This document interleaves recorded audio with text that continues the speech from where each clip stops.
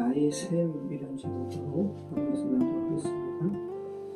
자, 지난주 말씀은 천칭, 그 저울의 이미지를 사용해서 결코 비교될 수 없는 죄된 인간의 죄성과 하나님의 생명, 또 아담과 그리스도를 시소에 이렇게 올려놨어요. 그죠? 이게 말이 안 되는 거거든요. 어떻게 그리스도와 아담이 한 시소에 올라갈 수 있겠어요? 일부러 그렇게 했다고 했습니다. 그죠? 말도 안 되는 비대칭을 사용해서 인간의 죄성과 하나님의 압도적인 은혜를 그렇게 대비시키기 위해서 그렇게 저울의 이미지로, 시소의 이미지로 그렇게 말씀하고 있다고 했어요. 그래서 더욱 더라고 번역될 수 있는 네 번의 폴로 말론을 중심으로 9절과 10절 또 15절과 17절을 서로 쌍으로 이루면서 복음을 설명하고 있었습니다. 9절과 10절은 어떤 거라고 했죠? 더 어려운 일이 이미 끝났으므로 그 다음에 모든 것이 확실히 보장된다. 그죠? 이런 부분으로 칭의와 하나님의 사랑의 확증을 통한 우리의 구원의 확신을 말씀하고 있었고, 15절과 17절은 그리스도 안에서 받은 하나님의 은혜가 아담 안에서 잃어버린 것보다 압도적으로 크다. 이 부분을 바울이 폴로 말론 더욱더라는 이런 부사를 사용해서 복음을 설명하고 있었습니다. 그래서 복음은 우리가 한 것만큼 받는다라는 평행 구조가 아니라는 거예요. 세상 종교는 그런 거예요. 그죠? 너가 한 만큼 받는 거야. 그런데 복음은 그게 아니라 너가 한 것보다 받는 것이 압도적으로 많다. 비대칭이에요. 복음의 능력입니다. 자, 이제는 한번 오늘 말씀인데, 오늘 말씀 앞서서 저는 항상 로마서 우리가 읽고 있는 본문이 전체 16장 가운데 어디에 위치하고 있나 이거를 계속 아는 것이 중요해요. 자, 지금 6장은 지금 어떤 위치에 있는지 한번 생각해 보시기 바라요. 자, 이방인이든 유대인이든 모든 사람이 하나님 앞에 죄인임을 바울이 이렇게 올려놨죠. 그래서 이것이 바로 3장 20절까지 말씀이고, 3장 21절부터는 그러나 이제는 그리스도의 의가 나타났다. 그죠? 그리고 4장은 그 의를 우리의 의로 삼으시는 하나님의 셈법, 그죠? 루비조마이로 하나님의 덧셈과 하나님의 뺄셈을 통해서 구원의 능력을 우리에게 말씀했고, 5장은 지난주 말씀이죠. 지금 우리가 나눈 거예요. 그 하나님의 셈법을 받은 자는 하나님의 압도적으로 큰 은혜가 베풀어지는 자리라는 거죠. 그죠? 그래서 2장에 로마서 2장에 너희가 그런 일을 행하는 자는 다 사형에 해당하는 줄 알고도 그것을 옳다 한다라는 이 죄인의 신분에서 이제는 항상 죄보다 압도적으로 큰 하나님의 은혜가 부어지는, 그죠? 우리의 신분임을 말씀하고 있는 거예요, 지금. 그래서 한마디로 이야기한다면 로마서 1장부터 5장까지는 하나님의 의롭다 여겨짐에 대한 크게 본다면 칭의에 대한 부분인 거예요. 자, 그러면 여러분이 바울이라면 하나님의 은혜가 압도적으로 베풀어지는 신분이 너희가 이제 이루어졌다. 그런 너희의 신분이 되었다. 이게 칭의란 말이죠. 그러면 너희가 이제 이러한 신분이 되었어. 이게 5장까지 말씀이에요. 그러면 6장부터는 어떤 말씀을 여러분이 바울이라면 전하겠어요? 그런 신분이 되었으니까 이제 어떻게 살아야 되겠니? 그죠? 이게 뭐예요? 이게 성화죠. 칭의가 먼저 이루어지고 그 다음에 성화의 삶을 사는 거예요. 칭의는 법적으로 너 이제 의롭다 여겨졌어. 너 이제 의롭다 내가 여길 거야. 실제로 의롭지 않아요. 근데 법적으로 넌 이제 의로워. 그런 칭의의 신분을 부여했습니다. 그럼 여러분 평생 죄된 습성으로 살다가 하나님의 은혜로 칭의가 이루어졌다고 해가지고 바로 천사가 돼요? 아니죠. 계속 이제 투구하는 거예요. 그죠? 이제 하나님께서 나를 의롭다 여겨주셨는데 이제 의로운 삶이 어떤 삶인가. 근데 여전히 자기 몸에는 죄성이 남아 있어요. 그래서 7장에는 오호라 나는 공고한 사람이로다. 누가 이 사망의 몸에서 나를 구원했고, 그죠? 그래서 이제 6장 오늘 읽은 말씀이죠. 그 신분에 맞게 변화된 삶을 너는 이제 살아라, 누려라. 그죠? 7장은 그 계속된 이제 본투의 삶에 대해서 이제 계속 이야기하는 거예요. 그리고 8장은 이제 성령 안에서 새로운 삶에 대해서, 그래서 성화에 대해서 세 가지 각도로 6장, 7장, 8장까지 성화에 대해서 나눠요. 오늘은 그 첫 번째 6장의 부분인 거예요. 자, 우리 이제 성화와 관련된 첫 번째 문을 넘어가는 겁니다. 우리 6장 1절 한번 읽어볼까요? 1절부터 3절까지 같이 읽겠습니다. 그런즉 우리가 무슨 말을 하리요? 은혜를 더하게 하리고 죄에 거하느냐? 그럴 수 없느니라. 죄에 대하여 죽은 우리가 어찌 그 가운데 더 살리요? 무릇 그리스도 예수와 하여 세례를 받은 우리는 그의 죽으심과 하여 세례를 받은 줄을 알지 못하느냐. 자, 그러면 여러분 당연히 이런 질문이 생겨난다는 거죠.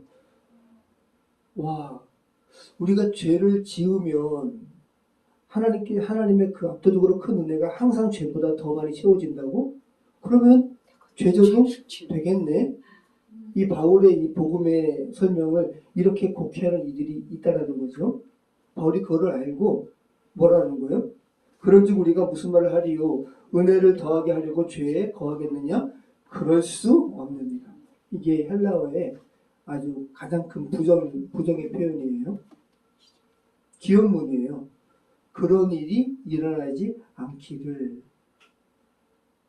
이 기업문이라는 거. 그러니까 압도적으로 이게 아주 강한 부정이라는 거죠. 결코 그런 일이 일어나서는 안 된다.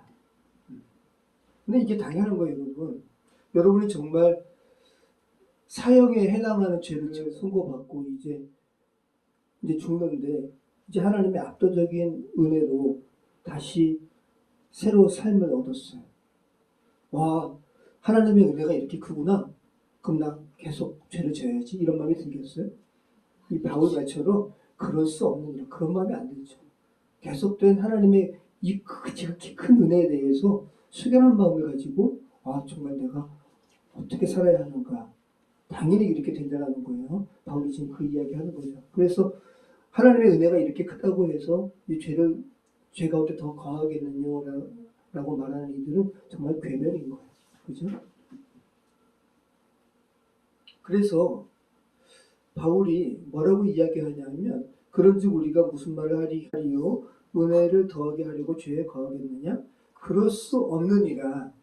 그럴 수 없는 상태가 되었다고 이야기하는 거예요. 너 이제 그런 죄를 짓지 마라고 계속 어떤 율법적인 잣대를 들이대는 게 아니라, 요구하는 게 아니라, 너가 지금 이제 그렇게 될 수 없는 상태가 되었음을, 너가 이런 존재가 되었다고 빙의에 대해서 바울이 이야기하는 거예요. 그럴 수 없느니라. 이제 그렇게 죄 가운데 계속 거할 수 없는 존재가 되었다고 이야기하는 거예요. 너의 존재 자체가 바뀌었다고. 여러분, 죽은 사람이, 죄에 대해서 죽은 사람이 어떻게 그 죄 가운데 계속 살아요? 죽었다는 것은 반응하지 않는다는 겁니다. 근데 그냥 이렇게 피상적으로 생각하면 죄에 대해서 죽었다라는 표현이 우리말 성경에서 그냥 읽으면 너무 피상적이고 수상적인 것 같아요. 그냥 경전에 좋은 말처럼 들려요.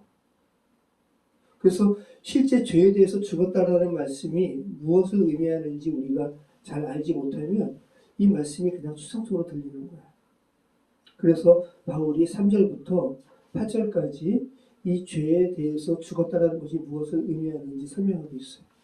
자, 우리 한번 3절부터 8절 같이 또 예수와 합하여 세례를 받은 우리는 그의 죽으심과 합하여 세례를 받은 줄을 알지 못하느냐? 그러므로 우리가 그의 죽으심과 합하여 세례를 받음으로 그와 함께 장사되었나니 이는 아버지의 영광으로 말미암아 그리스도를 죽은 자 가운데서 살리심과 같이 우리로 또한 새 생명 가운데서 행하게 하려 합니다. 하니라. 만일 우리가 그의 죽으심과 같은 모양으로 연합한 자가 되었으면 또한 그의 부활과 같은 모양으로 연합한 자가 되리라. 우리가 알거니와 우리의 옛사람이 예수와 함께 십자가에 못 박힌 것은 죄의 몸이 죽어 다시는 우리가 죄에게 죽는 노릇하지 아니하려 함이니 이는 죽은 자가 죄에서 벗어나 의롭다 하심을 얻었습니다. 만일 우리가 그리스도와 함께 죽었으면 또한 그와 함께 살 줄을 믿노니. 자, 보세요, 여러분. 자, 이렇게 붉은색으로 표현한 이 부분이 다 뭐예요? 우리 혼자 죽었다는 게 아니죠. 다 그리스도와 함께. 그래서 헬라어에는 다 여기에 쉼이라는, 함께라는 그러한 단어가 같이 이렇게 함께 붙어 있어요. 그리스도와 합하여, 그의 죽으심과 합하여, 그와 함께 장사되었다. 그의 죽으심과 같은 모양으로 연합한 자가 되었다. 그의 부활과 같은 모양으로 연합한 자도 되리라. 예수와 함께, 그리스도와 함께, 그와 함께 살 줄을 믿는.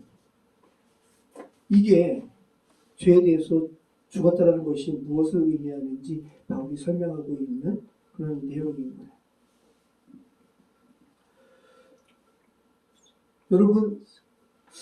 여러분이 예수님의 죽으심과 합하여 세례를 받은 자, 그러므로 우리가 그의 죽으심과 합하여 세례를 받음으로 그와 함께 장사되었느니. 여러분이 예수님과 언제 죽으셨어요? 사실 네? 그죠? 자, 많은 사람들이 그리스도와 자기와의 관계를 이렇게 생각하거든요. 저도 이제 청년 시절에 예수 그리스도의 십자가와 나와 무슨 관계입니까? 하나님은 내가 믿겠습니다. 그런데 그리스도의 십자가와 나와 무슨 관계입니까? 그분이 십자가에서 죽으셨다. 근데 그것은 그분 일이다. 근데 나는 그걸 믿는다. 기독교가 이런 게 아니라는 거예요. 그러니까 내 밖에서 벌어진 그리스도의 십자가의 사건을 나는 믿어. 솔직히 잘 믿어지진 않는데 믿어야지 구원받는다고 하니까 나는 믿어. 그래서 구원받는다라고 말하는 게 기독교의 복음이 아니라는 거예요. 그리스도의 십자가 사건은 내 밖에서 벌어진 사건이 아니라는 거예요. 그리스도의 십자가는 내 안에서 벌어진 사건이어야 되는 거예요. 그래야지 여러분이 구원받는 거예요. 그래서 이거를 깨닫는 게 중요해요. 여러분 만약에 십자가를 여러분 밖에서 벌어진 사건으로 여기면, 그래서 십자가가 그냥 하나의 상징물로 여러분 밖에 있는 어떤 기호물로 여기면 여러분은 어떤 사람과 똑같냐 하면 히스기야 시대 때 종교 개혁을 했거든요. 유다 왕이죠. 그런데 유다 사람들이 모세 시대 때 광야에서 불뱀이 이스라엘 백성을 막 물어 죽이니까 이스라엘 백성이 막 하소연하거든요. 그러니까 모세가 하나님 저들을 구원하여 주시옵소서라고 했어요. 그러니까 하나님께서 야 너 노수로 뱀을 만들어서 장대에 높이 매달아라. 그럼 그것을 보는 자마다 살리라. 재혼지연아 너희가 뱀한테 물려서 죽어. 그런데 죽는 거야 불뱀. 그러면 너희가 이제 너희의 지도자 모세에게 요구하는 게 뭐겠어요? 약 달라 그럴 거 아니에요. 나 뱀한테 물려서 죽는데, 근데 이 뱀한테 왜 물려 죽냐면 하나님을 계속 이렇게 거역하고 그들의 죄로 인한 그런 죽음인 거예요. 그런데 너희들이 꼴도 보기 싫어하는, 너희가 왜 죽는데? 이스라엘 백성 입장에서는 뱀한테 물려서. 그런데 너희가 모세에게 모세 지도자시여 나 좀 살려주세요 라고 이렇게 요청했는데 그 모세가 정작 하나님께 기도한 다음에 너희한테 제시하는 것은 너희를 물어 죽이는 그 뱀의 형상으로 노수로 만들어가지고 장대에 매달았네. 그럼 그거 보면 산대. 너희들 중에 어떤 사람은 그러지 않겠어? 무슨 말도 안 되는. 나 저 뱀 꼴도 보기 싫은데 그 놋이라는 거는 처벌을 의미하는 쇠예요. 그래서 성막에 있는 죄를 처리하는 모든 놋대야, 놋 번제단 다 놋으로 지어진 거예요. 그러니까 죄는 처벌받는다라는 것을 놋으로 상징하는 거란 말이죠. 그래서 어떤 사람들은 나는 모세 말 안 들을 거야. 난 저 뱀 나를 물어 죽이는 거 꼴도 보기 싫어. 그래서 그냥 자기 상처만 바라본 사람은 죽었어요. 그런데 모세 말을 듣고 정말 믿어지지도 않고, 근데 이게 하나님의 말씀이라고 하니까 고개를 들어서 자기 죄를 보지 않고 고개를 들어서 노수로 만든 장대 위에 노수로 만든 뱀을 쳐다본 자마다 살더라. 이것을 너희들이 잘 아는 요한복음 3장 16절 말씀이 뭐지? 하나님이 세상을 이처럼 사랑하사 독생자를 주셨으니 이는 저를 믿는 자마다 멸망하지 않고 구원을 얻게 하려 하시니라. 이 말씀 바로 전에 광야에서 놋뱀이 들린 것처럼 인자도 들려야 하리니라고 하면서 예수님께서 이 놋뱀의 말씀을 먼저 말씀하시고 너희들이 그렇게 잘 아는 요한복음 3장 16절 말씀을 말씀하시거든. 그러면 예수님께서 십자가에서 높이 달리신 게 결국은 어떤 사건이라는 거야? 광야에서 뱀이 되어서 놋뱀이 되어서 들린 사건과 똑같다는 거야. 예수님께서 너희를 물어 죽이는 죄의 모양으로 죄의 모양으로 죄 자체가 되신 거라고 예수님께서. 그래서 십자가에서 왜 죄의 결국은 죽음이니까 처벌 받으신 거예요. 이게 십자가라고요. 그러면 이 십자가 사건이 여러분 밖에서 벌어지는 거야, 아니면 여러분 안에서 벌어지는 거야? 여러분 안에서 벌어지는 거죠. 그런데 히스기야 시대 때 이스라엘 백성들이 우리의 조상들이 광야에서 죄 가운데 불뱀에 물려서 죽어가는데 놋으로 장대에 매달아 놓은 놋뱀을 보고 살았네. 그래서 이 놋뱀을 숭상했어요. 종교 상징물로. 그래서 히스기야가 이건 뭐야 그럼? 내 밖에 세워진 십자가죠. 그러니까 마땅히 없어져야죠. 부서져야죠. 우상이란 말이죠. 그래서 히스기야가 어떻게 했어요? 그것을 불살라 없앴어요. 이거를 누수단이라는 거죠. 자, 다시 한번 여러분 기억하시기 바라요. 십자가 사건은 여러분 밖에서 벌어진 게 아니라 여러분 안에서 벌어진 거. 그래서 십자가 사건은 여러분 밖의 사건이 아니라 여러분이 그리스도와 함께 그 안에 들어가서 함께 통과한 사건인 거예요. 그래서 여러분이 그리스도와 함께 죽고 그리스도와 함께 살아나는 거예요. 그리스도와 함께 죽지 않으면 그리스도와 함께 살아날 수가 없어요. 왜? 여러분의 죄 문제가 처리가 안 됐으니까. 자, 한번 6절 말씀 한번 다시 한번 볼까요? 우리가 알거니와 우리의 옛사람이 예수와 함께 십자가에 못 박힌 것은 죄의 몸이 죽어 우리가 죄에게 종노릇 다시는 우리가 죄에게 종노릇 하지 아니하려 하니라. 자, 여기서 여러분에게 이제 적용해야 돼요. 여러분에게 있어서 옛사람이 누구예요? 여러분의 나쁜 습관? 또 욱하는 성질? 그런 거 아니에요.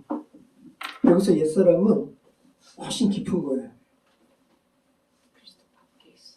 지난주에 그죠? 말도 안 되는 비대칭으로 복음을 설명했잖아요. 첫사람 아담, 둘째 사람 예수 그리스도. 첫째 사람 아담의 메인모, 이게 옛사람인 거예요. 첫사람 아담 안에 있었던 여러분의 옛자, 이게 옛사람이에요. 그 옛자가 예수와 함께 십자가에 못 박혔다는 거예요. 단순히 담배 피고 욱하고 이런 차원의 이런 얕은 게 아니라는 거. 우리가 알거니와 우리의 옛사람이 예수와 함께 십자가에 못 박힌 것, 이게 헬라어에, 이 영어에도 없고 우리나라 말에도 없는 문법인데 부정 과거라는 문법인 거예요. 우리가 예수 그리스도와 함께 십자가에 못 박힌 것이라는 것은 헬라어로 부정 과거라는 시제인데 쉽게 얘기해서 사진 같은 거, 사진. 헬라어 시제와 관련해서 여러분이 두 가지 생각하면 좋은데 하나는 동영상인 거예요. 자, 여러분 어제 내가 밥을 먹고 있었어 라는 것은 동영상에 가까워요? 아니면 사진에 가까워요? 먹고 있었어. 그죠? 동영상이죠. 그죠? 먹는 그 과정이 계속 펼쳐지잖아요. 이게 헬라어의 미완료 시제예요. 지금도 계속 반복되고 있는 거. 근데 여러분 내가 어제 밥을 먹었어 라는 건 뭐예요? 사진 한 장이죠. 먹었어요. 끝난 거예요. 그냥. 그래서 여러분이 그리스도와 함께 십자가에 못 박힌 것은 동영상이에요? 사진이에요? 사진이에요. 이미 못 박힌 것으로 여러분이 끝났어요. 여러분이 이미 죽었어요. 그냥 그 사건 자체가 일어났다. 이걸로 끝인 거예요. 십자가 사건이 일어났어요. 여러분이 그리스도와 함께 죽었어요. 이게 부정 과거라는 거죠. 만약에 내가 지금 계속 그리스도와 함께 죄 가운데 죽어가고 있다거나 또 앞으로 너 뱃사람을 죽여야 된다라는 미래형으로 바울이 표현한다면 계속 여러분에게 숙제가 되잖아요. 그게 아니라 이미 죽었다라는 거. 그럼 이게 지난번에 그죠? 여객선에서 우리가 티켓을 샀잖아요. 그 안에 이미 여객선 안에서 누릴 것이 다 포함되어 있는 거잖아요. 이미 죄에 대해서 죽었기 때문에 우리는 그냥 그 죽은 이후에 펼쳐지는 그 은혜를 그냥 누리면 되는 거죠. 네. 그리고 여러분 또 뭘 얘기하죠? 자, 그러므로 우리가 그의 죽으심과 합하여 세례를 받음으로 그와 함께 장사를 지었나니. 자, 그러므로 우리가 그의 죽으심과 합하여 이 죽으심으로만 끝나지 않고 장사까지 함께 언급되죠. 여러분 예전에 3일 동안의 장사 지내는 중에 다시 살아나는 경우도 있어요. 그죠? 진짜로 막 어떤 사람은 막 두드리잖아 관을. 진짜로 아마 역사상 많은 사람들이 아마 죽지 않았는데 억지로 묻혀서 죽는 경우가 순장을 제외하고 어떤 제도적으로 순장 그거 말고도 아마 실수로 많이 있었을 거예요. 근데 3일 동안의 장사되었다는 것은 뭘 얘기하는 거죠? 정말 죽는 걸 얘기하는 거예요. 정말 죽은 걸 이야기하는 거예요. 자, 우리 9절 한번 읽어보겠습니다. 자, 9절로 우리 11절 말씀 한번 읽어볼까요? 이는 그리스도께서 죽은 자 가운데서 다시 살아나셨으며 다시 죽지 아니하시고 사망이 다시 그를 주장하지 못한 줄을 알리라. 그가 죽으심은 죄에 대하여 단번에 죽으심이요 그가 살아계심은 하나님께 대하여 살아계심이니 자신을 죄에 대하여 죽은 자요 그리스도 예수 안에서 하나님께 대하여는 살아있는 자를 여길지어다. 자, 여기서 다시 여길지어다. 이게 뭐죠? 루비즈마이. 와, 사장에 나왔던 하나님의 셈이 여기 나오네요. 하나님은 와, 우리가 전혀 의롭지 않은데 우리를 의인으로 여겨주시고, 이게 하나님의 덧셈이죠. 우리가 행한 죄는 죄로 인정하지 아니하시고, 이거 하나님의 뺄셈이에요. 둘 다 루비즈마이잖아요. 그게 하나님의 셈법이었어요. 그 하나님의 셈법에 대하여 이제 너희도 셈해야 된다. 그죠? 죄에 대해서는 너희도 하나님처럼 죽은 자로 너희는 셈해야 돼. 의에 대하여는, 그죠? 하나님께 대하여는 예수 안에서 살아있는 자로 우리에게도 우리 자신의 셈도 있어야 함을 바울이 이야기하고 있어요. 그래서 오늘 제목이 나의 셈이에요. 하나님의 셈법에 맞게 너희도 똑같이 여겨야 된다는 거예요. 로마서 4장에서 하나님의 덧셈과 뺄셈으로 우리의 회개 장부를 깨끗하게 하셨다면, 그죠? 이제 그 깨끗하게 하신 우리의 장부대로, 그죠? 우리 자신도 스스로 하나님의 셈법대로 우리를 그렇게 여겨야 된다는 거예요. 이게 누리는 거죠. 네. 그러니까 죄에 대해서 죽은 자로 여기는 거니까 빼는 거잖아요. 그죠? 죄에 대해서 반응하지 않는 거예요. 죄가 여전히 있으면 반응하게 되잖아요. 근데 빼는 거예요. 그죠? 우리에게 의가 없는데, 근데 하나님께서 우리에게 의를 더하셨잖아요. 그럼 우리도 하나님의 그 덧셈처럼 우리에게 있는 의를 계속 인식하는 거예요. 그럴 때 우리는 누릴 수 있는 거죠. 보세요, 여러분. 하나님께서 우리를 의인으로, 이제 악인이 아니라 의인으로 셈하셨어요. 그런데 우리가 우리 자신을 여전히 죄인으로 생각하면 누구 말을 안 듣는 거예요. 하나님의 의롭게 하심을 우리가 인정하지 않는 거예요. 그죠? 하나님께서 우리를 죄에 대해서 죽은 자로 셈하셨는데 우리가 우리 자신을 계속 여전히 죄를 계속 인식하고 죄가 우리에게 여전히 있는 자로 계속 살아가면 우리가 하나님의 뺄셈을 우리가 거부하는 거예요. 그래서 이게 우리가 거룩하게 못 사는 가장 큰 이유예요. 하나님의 셈법을 우리가 인정하지 않아요. 근데 바울이 그래서 로마서 6장에서 너희가 이제 성화된 삶을 살아야 되는데 그러려면 하나님의 셈법을 너희도 인정해야 돼. 그럼 이런 부분은 어떻게 우리가 생각할 수 있을까요? 근데 여전히 우리에게 죄성이 느껴지고, 그죠? 여전히 우리가 죄 가운데 넘어지고, 죄 가운데 흔들리는 부분이 있잖아요. 이건 어떻게 해야 될까? 근데 이거는 바울이 너희는 죄성마저도 느끼지 말라라고 이야기하지 않았어요. 우리가 육신의 몸을 입고 있는 이상 죄의 유혹과 그죠? 이 죄성과 관련된 이런 느껴지는 부분은 있어요. 있는데 느낌은 우리가 어떻게 못한다는 거.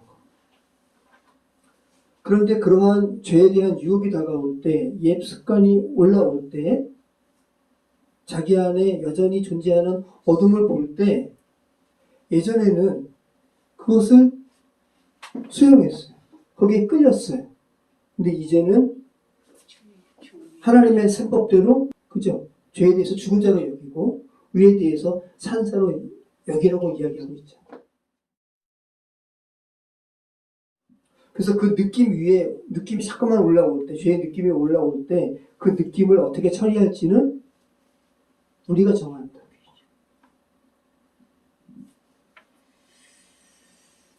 그러니까 이제 두 가지 길이 있는 거죠. 어떤 죄성이 올라올 때, 거봐, 나는 여전히 죄의 종이야. 나는 안 변했어. 나는 글렀어. 이렇게 하는 사람들이 있고, 죄가 이렇게 죄성이 올라올 때, 나는 지금 이걸 느끼고 있다. 하지만 진리가 있다. 나의 옛사람은 그리스도와 함께 십자가에 못 박혔다. 나는 이 느낌과 상관없이 죄에 대해서 나는 죽은 자다. 이 하나님의 셈법이잖아요. 로기존마이. 죄에 대해서 죽은 자로 여길지어다. 그래서 이 부분을 이제 확실하게 하기 위해서 이제 종에 대한 언급을 하고 있어요. 둘로스. 자, 12절부터 18절까지. 같이 읽겠습니다. 그러므로 너희는 죄가 너희 죽을 몸을 지배하지 못하게 하여 몸의 사역에 순종하지 말고 또한 너희 지체를 불의의 무기로 죄에게 내주지 말고 오직 너희 자신을 죽은 자 가운데서 다시 살아나는 자같이 하나님께 드리며 너희 지체를 의의 무기로 하나님께 드리라. 죄가 너희를 주장하지 못하니 이는 너희가 법 아래 있지 아니하고 은혜 아래 있습니다. 그런즉 어찌하리요? 우리가 법 아래 있지 아니하고 은혜 아래 있으니 죄를 지으리요? 그럴 수 없느니라. 너희 자신을 종으로 내주어 누구에게 순종하든지 그 순종함을 받는 자의 종이 되는 줄을 너희가 알지 못하느냐? 혹은 죄의 종으로 사망에 이르고 혹은 순종의 종으로 의에 이르느니라. 하나님께 감사합니다. 너희가 본래 죄의 종이더니 너희에게 전하여 준 바 교훈의 본을 마음으로 순종하여 죄로부터 해방되어 의에게 종이 되었느니라. 여러분 1세기 지금부터 2000년 전에 1세기에 로마에서 둘로스 이 종이 말하는 바가 뭐예요? 그냥 일꾼이 아니에요. 그냥 하인이 아니라 자기 의지가 없어요. 주인이 죽으려면 죽어야 돼요. 이게 종이에요. 그러니까 자기 몸이 자기 게 아닌 거예요. 이게 종이에요. 주인에게, 자기가 아니라 주인에게 완전히 속한 사람. 주인의 명령이 자기의 전부인 존재. 이게 종이에요. 자, 바울이 종이라는 단어를 들어서 너희가 중립은 없다는 거예요. 너희가 어떠한 상태이든지 의의 종 아니면 죄의 종이라는 거예요. 아닌데요? 나는 누구에게 나는 메인바 된 적이 없는데요? 그게 바로 너 스스로가 욕망의 종이라는 거.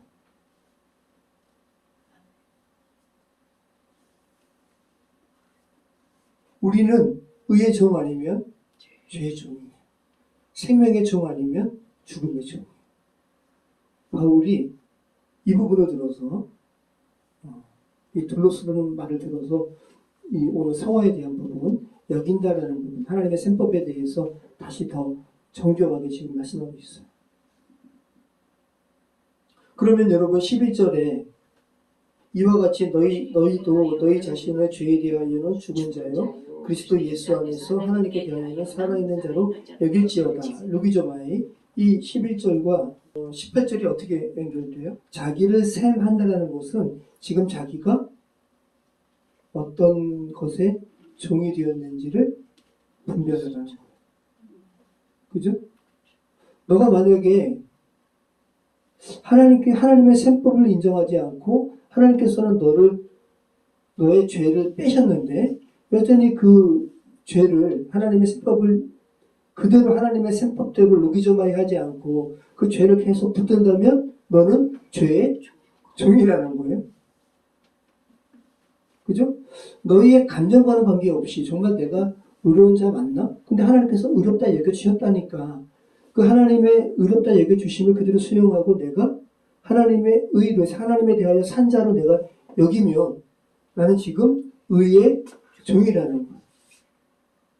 근데 우리가 대다수 이 성화에 이르는 삶 이걸 계속 추구하지 않으면 우리가 대다수 매일 우리가 어떤 자로 우리가 여기냐면 죄의 종으로 여겨요. 죄의 종으로 살아가는 거예요. 자, 우리 21절 우리 한번 23절까지 읽어볼까요? 너희가 그때 무슨 열매를 맺었느냐 이제는 너희가 그 일을 부끄러워하나니 이는 그 마지막이 사망이니라.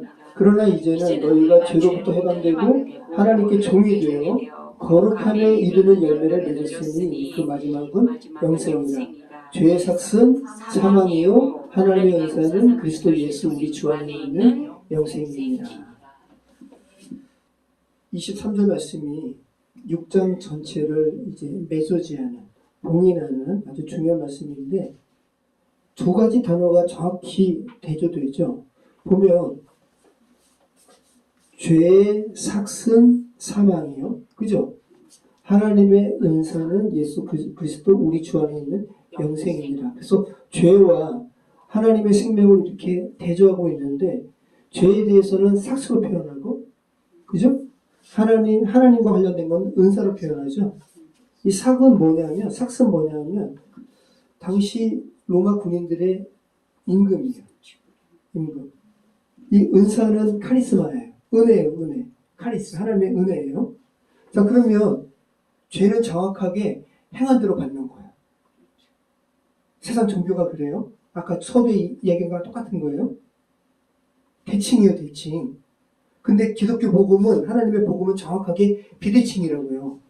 만약에 우리가 행한 대로 하나님이 은혜 주시는 거는 은혜가 아니라 삭시죠. 근데 우리 행한 바 의로움으로 우리에게 행하지 아니하시고 하나님께서 압도적으로 큰 은혜를 우리에게 부어주시잖아요. 그죠? 이거는 삭시 아니라 은혜라고요. 은사. 카리스라고요. 그래서 바울이 23절에서 세상 종교와 하나님의 복음에 대한 차이를 다시 한번 못 박는 거예요. 죄는 임금 체계로 돌아간다는 거.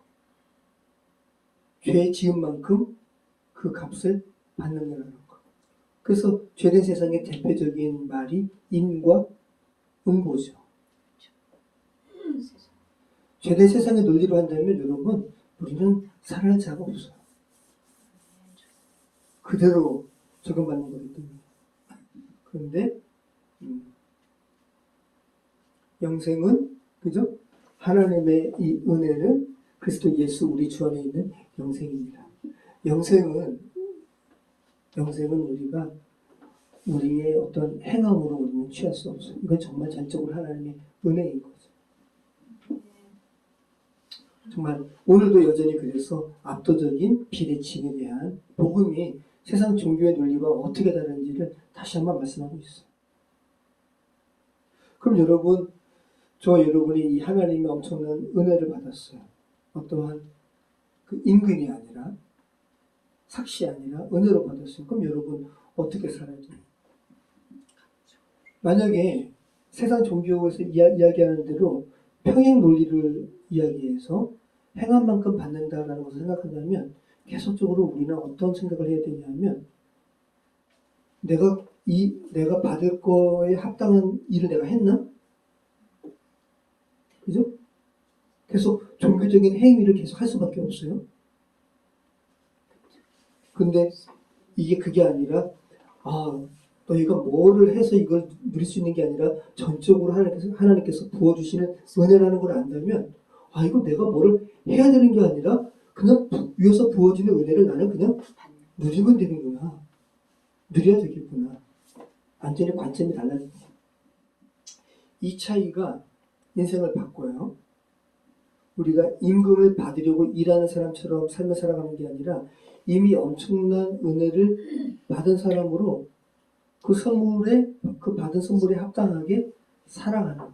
이게 그리스도인의 삶이죠. 임금을 받는 노동자는 매일 자기가 임금 받을 만큼 일했나 불안해요. 그죠? 근데 선물 받은 자는 받은 은혜를 감격하면서 살아가는 거예요. 자, 말씀 여러분 마치겠습니다. 우리의 일상은 우리가 매 순간 우리 자신을 어떻게 셈하느냐가 쌓인 결과예요. 그죠? 그리고 그 쌓임이 우리의 거룩함을 만들거나 무너뜨려요. 성화가 단번에 이루어지는 게 아니고 성화가 뭐 신비한 게 아니라는 거 여러분 기억하시기 바라요. 단번에 천사가 되는 게 아니라는 거. 성화는 계속 하나님께서 나를 셈하신 대로 똑같이 나를 셈하는 것을 반복할 때 성화의 삶이 매일 쌓여집니다. 여러분 자신을 죄의 종으로 셈하면 여러분의 삶은 죄의 종처럼 살아가고, 여러분이 하나님께서 여러분을 규정하시는 대로 의의 종으로 여러분이 셈하면 여러분은 의의 종처럼 살아가는 거예요. 모쪼록 오늘 제목입니다. 하나님의 셈과 여러분의 셈을 계속 일치시키는 그런 복된 삶이 되시기를 축원합니다. 기도하겠습니다. 참 좋으신 하나님 감사합니다. 하나님께서 바울이라는 유대의 율법 학자를 주께서 사용하여 주셔서 그를 회심케 하시고 그의 성경의 지식을 하나님의 복음을 설명하는 귀한 도구로 사용해 주심에 감사합니다. 아버지 하나님, 우리 로마서를 읽는 동안 아버지 하나님 바울에게 허락하셨던 그 지혜의 능력을 저에게 허락해 주셔서 복음을 더 명확하게 깨닫는, 그래서 그 복음으로 살아가는 누리는 우리 인생 되게 해주시고 또 그 복음을 또 주변인들에게도 증거하는 그런 귀한 도구로 저희의 인생을 사용해 주시옵소서. 예수 그리스도 이름으로 기도합니다. 아멘.